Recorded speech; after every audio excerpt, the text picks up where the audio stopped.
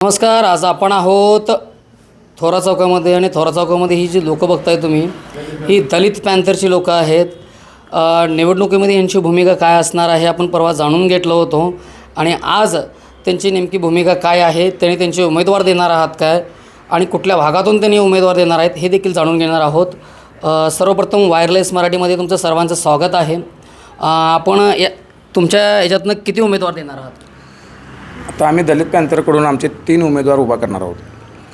Ward number 9मध्ये Abdul Ghafoor Shaikh आणि रुपाली कांबळे हे ward number 9मधून आम्ही देणार आहे आणि वार्ड नंबर 8मधून आमचे दस्तगीर साहेब हे उमेदवार आम्ही देणार आहे. 3 उमेदवार आम्ही इचलकरंजी शहरामध्ये उभा करणार आहे. उमेदवार कोणाचे आहेत या तुम्ही? उमेदवार अब्दुल गफूर शेख, वार्ड नंबर 9. आपलं नाव कसं साहेब? अब्दुल गफूर शेख. मी वार्ड नंबर 9मधनं उभं राहत आहे. वार्ड नंबर 9 कुठंपर्यंत आहे? लालनगरात ते सहकारनगरच्या येण्यापर्यंत आहे. लोकांनी तुम्हाला त्या वॉर्डमधून का निवडून द्यावं?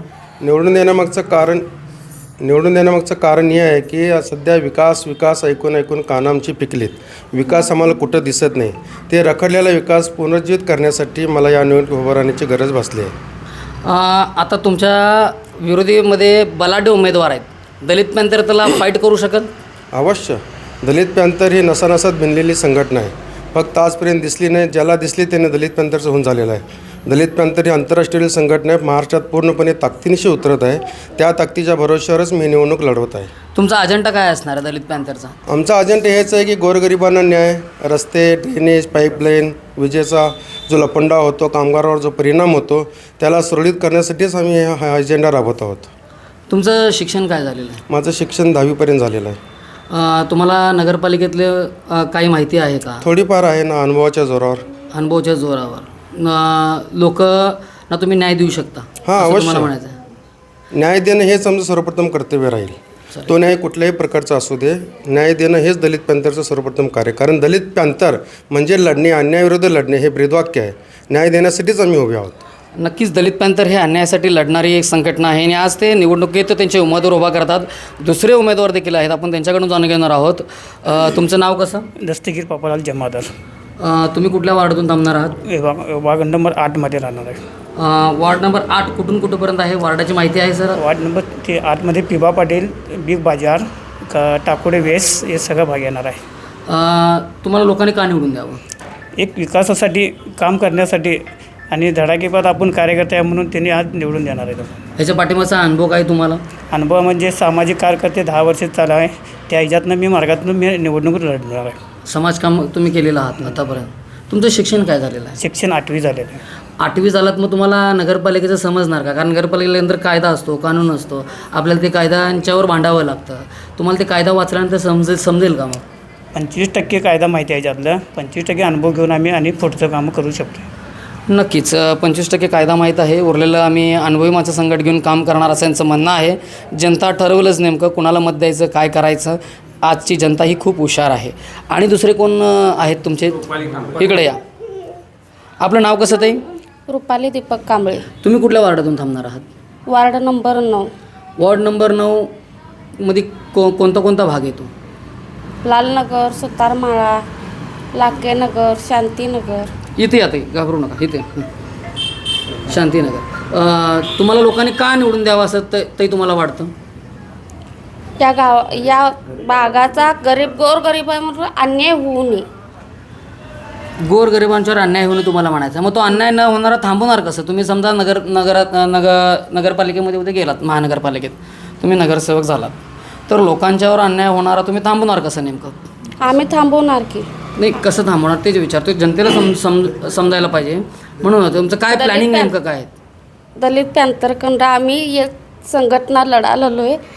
ते आम्ही जनतेचं काम करून जनतेला आम्ही आमच्या विश्वासात घेणार. तुम्ही स्वतःहून इच्छुक आहेत की तुम्हाला काय सांगितलं की तुम्ही थांबा? नाही, स्वतःहून इच्छुक आहे. तुमचं शिक्षण काय झालं ताई? 13वी. तुम्हाला नगरपालिकेची जाण आहे? काय चालतं नगरपालिकेत, काय नाही? त्यात 50% जाण आहे. त्यात आणि त्यात गेलो तर त्यात 100% मी करू शकते. नक्कीच मला 50% हे नगरपालिकेची जाण आहे आणि मी तिथे गेले की नंतर 50% हे काम समजून घेईन. ताईंचे शिक्षण झालेलं आहे 13वी.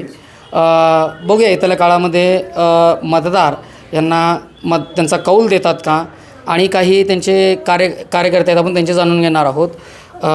पुढे या सर. पुढे जिल्हाध्यक्ष. तुमच्याकडे कोणतं पद आहे दलित पॅन्थरचं?